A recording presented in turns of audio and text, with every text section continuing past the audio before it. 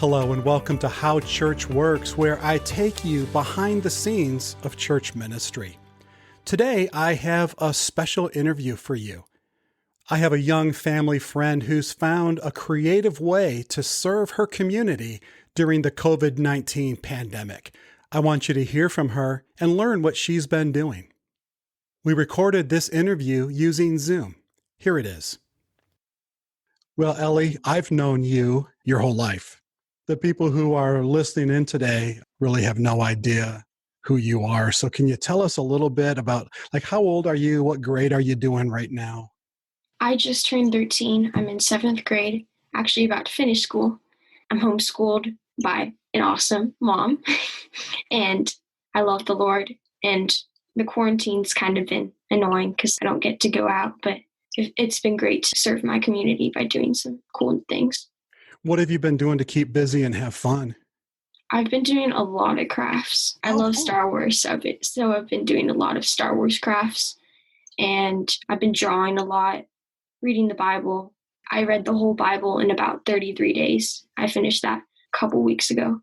That's fantastic. I had just learned the other day that if you read for about 2 hours a day, you could finish the Bible in about a month.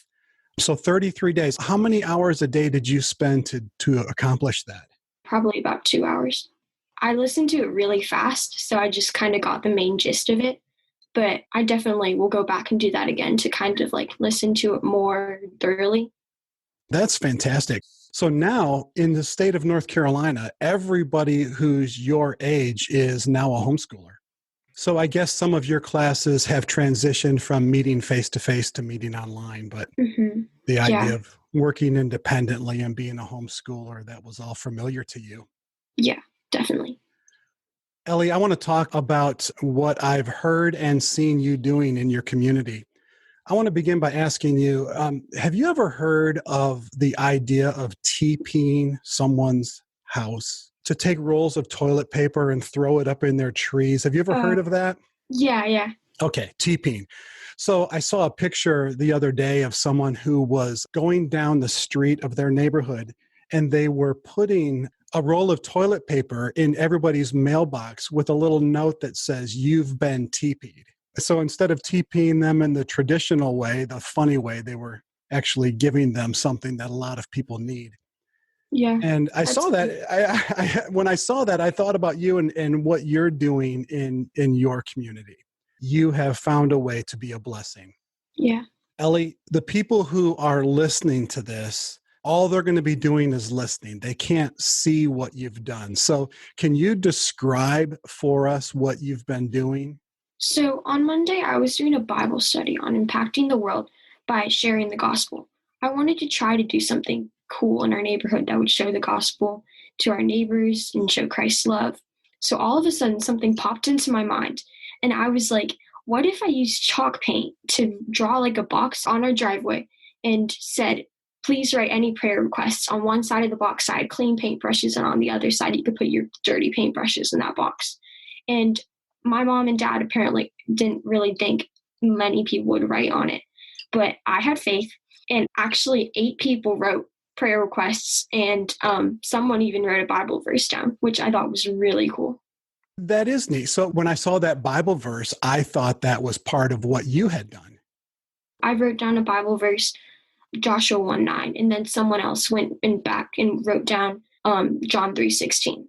Just to make sure this is clear in everybody's mind, you went down to the end of your driveway so that as your neighbors were walking down the street, they would see this. And on your driveway, you wrote, what does it say again?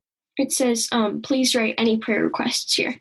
Please write any prayer requests. And then you provided a supply of brushes in a clean brush pile. Yes. And then I guess you probably put the paint there. Yeah. I had chalk paint out. And then once they wrote, then there was a place to put the dirty brush so that people wouldn't have to touch a dirty brush. Yes. About 8 people stopped. Yeah, and many more people just stopped and looked and took pictures of it. And I thought, well, that's really great. I think that's fantastic. So what's this Bible study that you were working through that kind of gave you, or that the Lord used to give you this idea? I'm curious as to how that came to you. Yeah, it was called Upsetting the World, and it was from YouVersion, the Bible app.